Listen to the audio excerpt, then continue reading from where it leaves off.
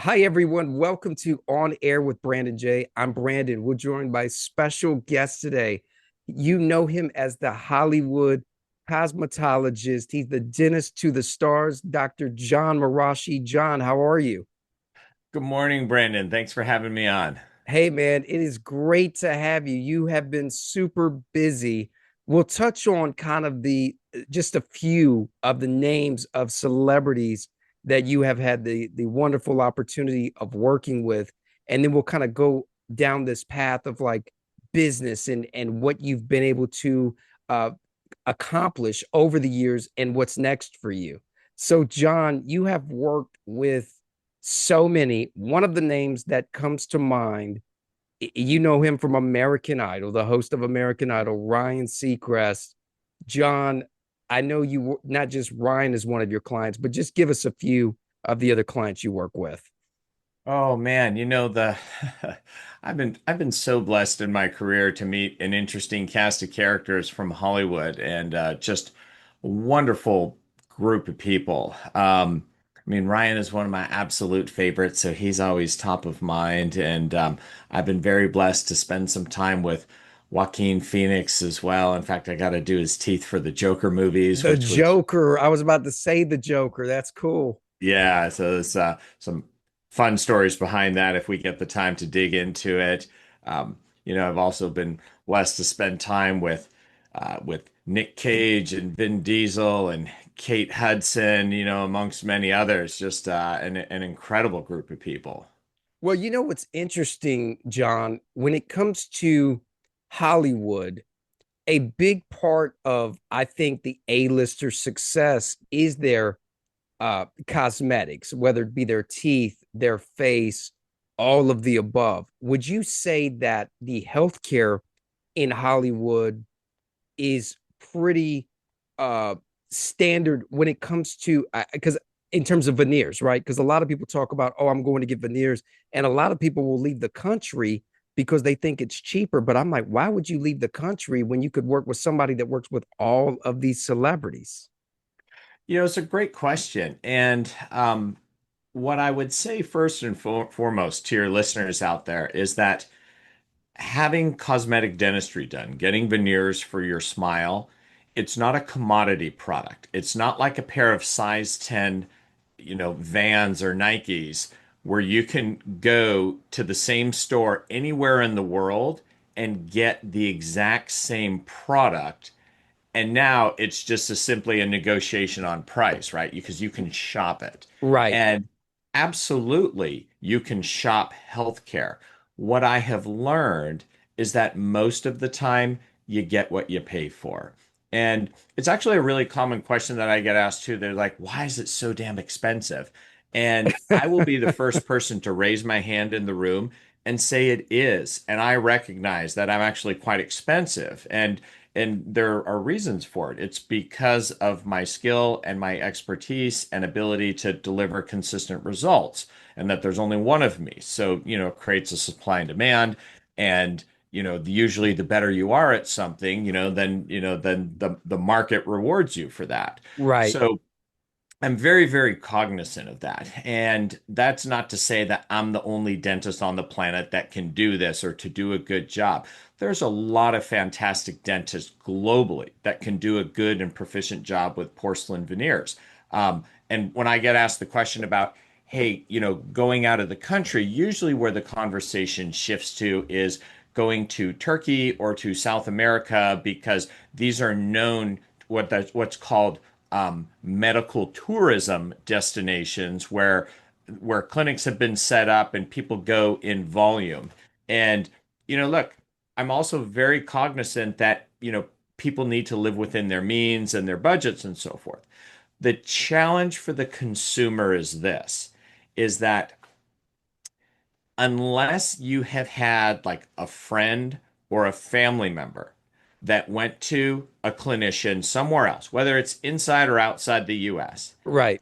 had a similar condition as you, and received the type of result or outcome that you're looking to receive successfully and no problems at all, then you're rolling the dice a little bit. And because you're kind of going to an unknown entity. And so that's all I try to caution people with is say, hey, look, uh, I get it. Live within your means. Try to find someone that you think you can believe, like, and trust and do the job for you.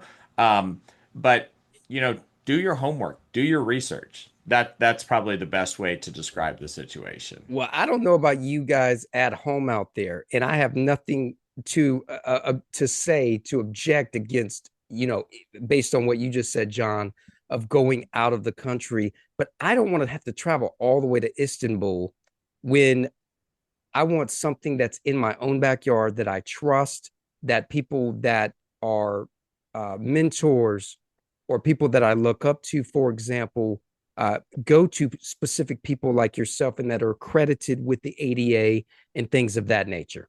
So it's interesting to see, but to everyone's own prerogative, right? Yeah. The very things that you just stated typically is the conclusion that most people will come to. Right. And, hence, and it keeps me busy.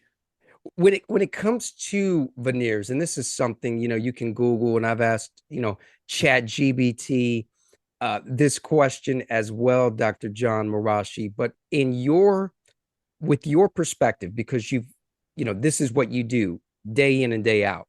Would you say that porcelain veneers are the way to go, or is it really a choice for the customer when it comes to cost, budget, the lifespan of how long these veneers may potentially last? Yeah, so it's a great question. And there's a couple parts to this answer. You always have to start with the end in mind, like anything else in life. And so when someone comes to see me and they want to improve their smile, Right. the first question that I'm trying to get an answer to is what is it that they're looking to achieve? Because not everybody needs porcelain veneers and not everyone is a candidate for it. You would be shocked the number of actresses that come my way and they're literally throwing money at me to do their veneers. Right. And this is how I make my living, right? This is how I provide for my family.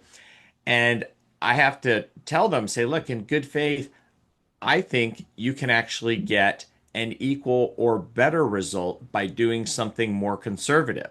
And sometimes it's as minimal as just straightening them a smidge and Uh-huh. whitening them. And, that could be using clear liners, for example. And what I have found is that the recommendations that a patient will follow are highly predicated on how much they trust you, plain and simple, that you're doing the right thing for them. Now, need and want are always two different things. And I think, for any consumer, you know, a lot of people want to purchase things that they want over things that they need. That's just human nature in Right. general. So, for someone who is looking to enhance their smile and have control over the shape and the size and the color and the layout of their teeth, the majority of the time, porcelain veneers will check that box. And what is typically the lifespan? Is it somewhere in the range of 7+ years, or am I speaking Yeah, so about a you went, different thing? so I'm so glad you brought that up, Brandon. Let me tell you why. Yeah. And an insurance company will tell you that the lifespan of a dental restoration, and it doesn't matter what it is, a filling, a crown, a veneer, a bonding, an inlay, onlay, you name it, they don't care. They will tell you 5 to 7 years. Now, Right. I want you to think about the absurdity of that.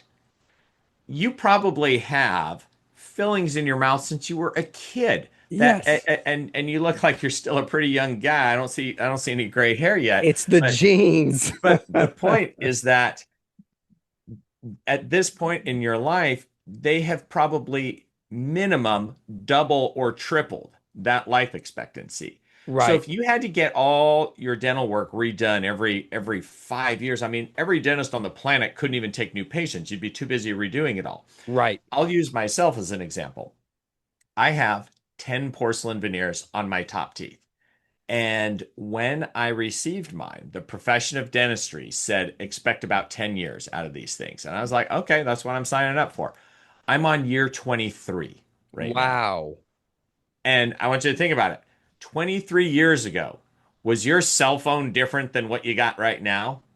23 years ago, I my would say cell yes. phone was a Nokia handheld phone before the flip phone, right? Exactly. That's my point. So, Yeah, it's not a cell phone, obviously, but I want you to think about the progression of technology. Ceramic right. technology has improved. That's the material we use for the veneers. The bonding technology has improved. The clinical techniques that we do of how we prepare a tooth and isolation methods, there's all these things, that go into the cake that you're baking to make this thing turn out incredible. Sure. So the truth of the matter is this. Number one, with the newer materials and techniques that we're using, the jury's still out. So when I get someone who comes in to get their veneers and they ask me that very same question, I'll tell them, say, look, I got the old stuff, like the really old stuff now. I got enough gray hair to show for it. And I'll tell them, I'm on year 23, and these things are just as good as the day that they went in. In fact, I'll tell you that's a little anecdotal. About a year and a half ago was the first time in my life where I thought about replacing my veneers. And I'm going to tell you why. It's not because there's anything wrong with the teeth, because 20 plus years later, what looks different? My face. Everything has changed on Ah, it. And so, as gravity sets in and things start sagging a little bit, what I've noticed compared to when I first got my veneers till now, I don't show as much tooth as I previously did because the skin between your lip and your nose lengthens, so you show less teeth. And I'm like, well, should I go a little bit whiter? And I've been hard pressed to do anything about it because I've had zero issues with it. So it's amazing. The teeth are static over time, but your face is going to age around it. But everything changes. Yes. everything changes. Yeah. So, I think it's a fair and reasonable expectation based on where we are with technology and so forth. You get a set of veneers now, you should pretty much know that at some point, depending on how long you live. I mean, if you drive fast in the rain in the wrong direction with oncoming traffic, it may take you to the end just fine. But you're probably going to replace them one more time in this lifetime before you're 6 feet under. That's a fair and reasonable expectation. Interesting. But here's the Interesting. cool part. Check this out. So as technology has gotten better, so the way that we even do veneers is a lot different. 23 years ago when I was doing this, I had to choke you to death with this shovel full of moldy goop in your mouth that you thought you were gonna spit up your Gag lunch, on. and it takes like 10 minutes to harden in your Right. mouth. It's pretty horrible. And now in less than 1 minute, I can use a 3D digital scanner to more accurately capture your teeth than that 10-minute mold ever could do. Now, Wow. if you extrapolate from, and that's what I'm doing now, but the veneers that I'm using are still highly bespoke and artesian and they're handmade. But there is already milling technology out that can take a solid block of porcelain and carve these things up in a machine. The limitation with them is that they're just not as good. They're still a little thick, little bulky. They don't look as beautiful or three-dimensional. But fast forward, look at the rise of AI, right? So, it's like a J curve as far as the technology. 20 years from now, they will have figured this out. There's no question about it. So, It's incredible. Technology is definitely evolving. being The- able to get a set of veneers at that point, you'll be able to go in and get your veneers done in a single appointment in less than a few hours. And because of the technology and its ability to replicate consistently and get the artistry, it's going to drive the price down. And that is a good thing for everybody. Why? Because what it means is that there's going to be better access to care and affordability, that getting porcelain veneers is not limited just to rich people. It means that people across the board could have an opportunity to have a better smile, healthier teeth and gums. And what it really translates to when it comes to a smile for a lot of folks is just getting more confidence. So I think that's that's a it. It's fantastic thing self-esteem for people to booster look without forward to. question. And that contributes, as you well know, Dr. John, to mental health, right?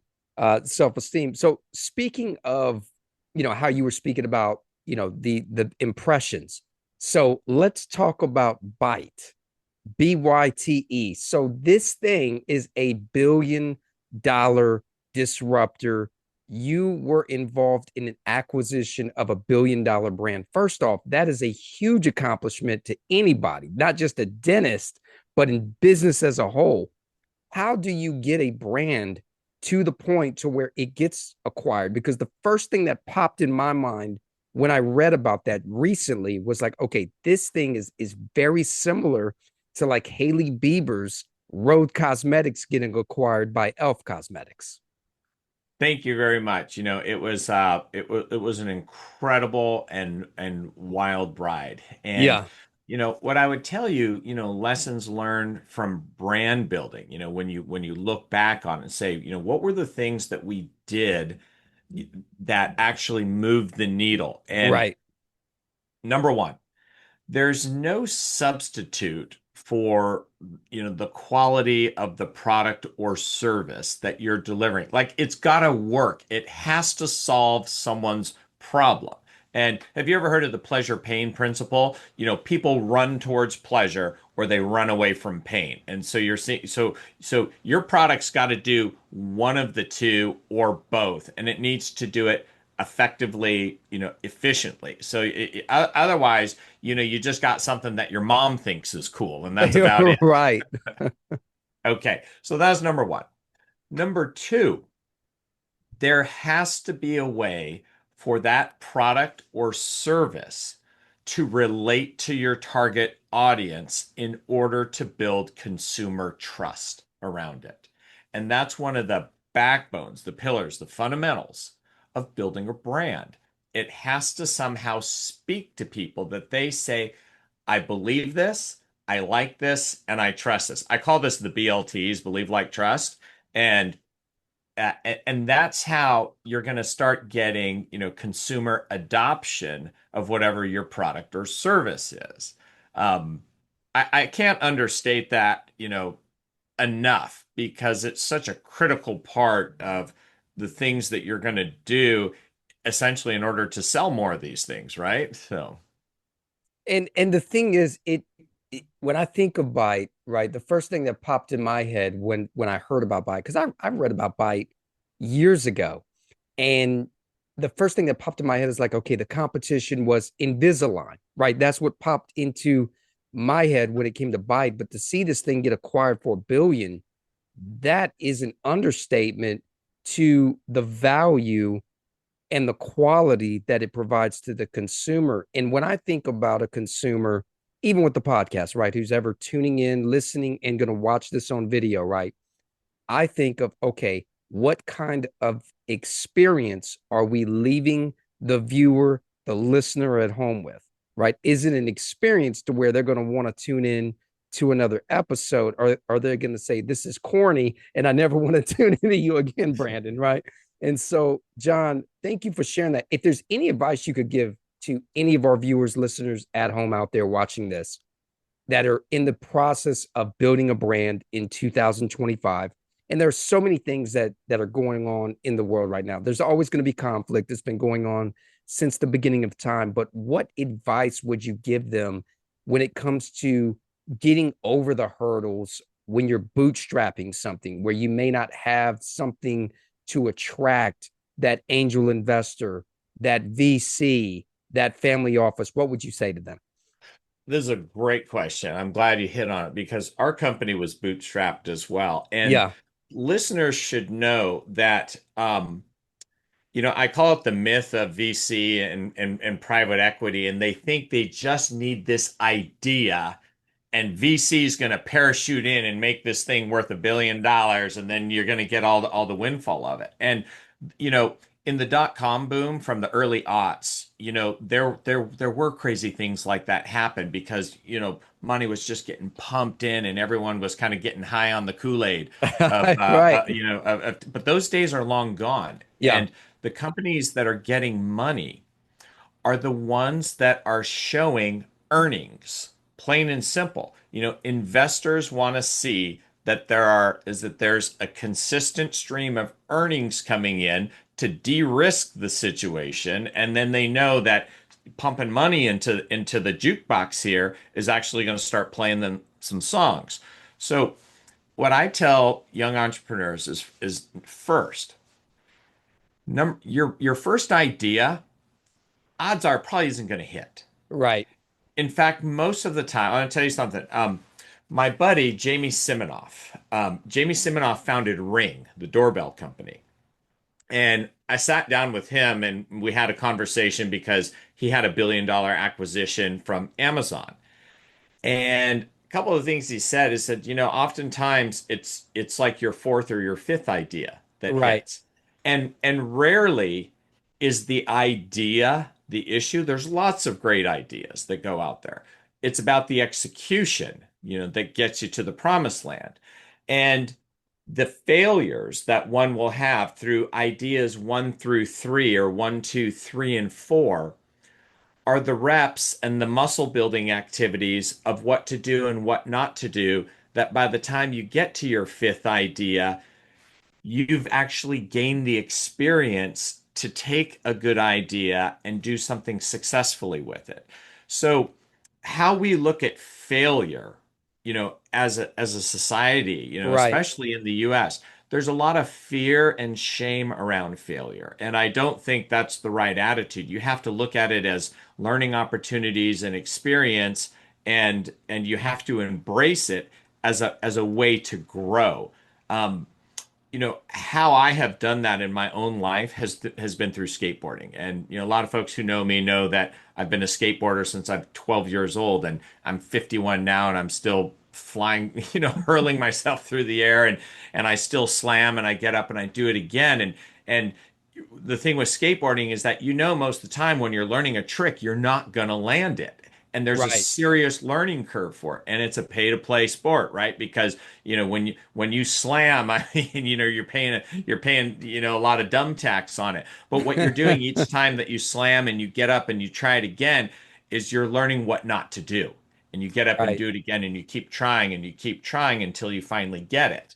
And that's a life lesson. Actually, That allows you to be a master executionist when it comes to, or executioner, I should say, when it comes to really implementing. When you finally get to that point, like, okay, I've learned from all of my mistakes, and I'm not, and you got that drive. You're more relentless than anything. And when I think of being relentless, I think of Jimmy Iovine in the Defiant Ones, right? He's sitting on the phone every single day, going back and forth with TVT to get Trent Reznor to leave TVT to go to Interscope. So, we have to all have that. And I don't think we build that without failure.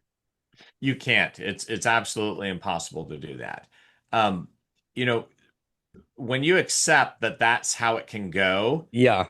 you don't really look at it as painful lessons. You look at it as learning opportunities. Yeah. And if you can do that, and when you're in that growth phase, and especially for when it comes to money, like I tell people, look, you're going to have to beg, borrow, steal, you're going to have to pare down your lifestyle, but you're also going to have to try to build your company based on profitability to begin with. You can't spend your way to profitability. You have to build it that there's a margin and there's a cushion, because otherwise what you're doing is you're growing something that's just going to suck down all the cash and never spins out any profit. And so knowing, the financial structure of what you're trying to do and understanding, does this thing pencil? And that's where accounting comes in. And a lot of people don't want to learn the language of accounting because accounting is the language of money, and understanding, the difference between like cash and accrual. And these are valuable skills that one must learn, as they're sharpening their mind and doing this sort of thing. I don't want to learn this Um, stuff, Dr. John. I just want to be able to just go out there and buy whatever I want to go buy. And I don't want there to be any consequences. And then there's a three-letter organization named the IRS. They come knocking on the door like, wait a minute, you owe us a piece. yeah. It's my least favorite part, like everyone else. I'm telling you, man. But it's interesting, you know, being able to be relentless and execute a vision, something that I've learned. And I felt it this many times when I would go to a brand, a potential brand to sponsor something, right? I would always say, hey, here's what we need. But I changed my whole outlook, and I'm like, they don't give a crap about what I need. They care about what's in it for them. So it's all about painting that picture and showing them, number one, you can execute the vision according to plan. Number two, you've got a great team because people just aren't investing into the idea. They're investing into you as a person, the knowledge, the wisdom you have, the accomplishments, the accreditations, all of that. So it's been awesome having you on the show, sharing this advice. For all of you that do not know who Dr. Jon Marashi is, he's been featured in so many things, magazines. I can think of a few: GQ, Vogue. I mean, his work speaks for itself. If someone wants to get a hold of you, John, where can they go? The best spot is on Instagram, and my handle is at Dr. Jon Marashi, DrJonMarashi. Dr. Jon Marashi, thank you so much. I know it's super early for you in Los Angeles, so thank you so much for being a special guest today. It's an honor and privilege to join you this morning, Brandon. I appreciate the opportunity. Absolutely. We got music after the break. Stay tuned.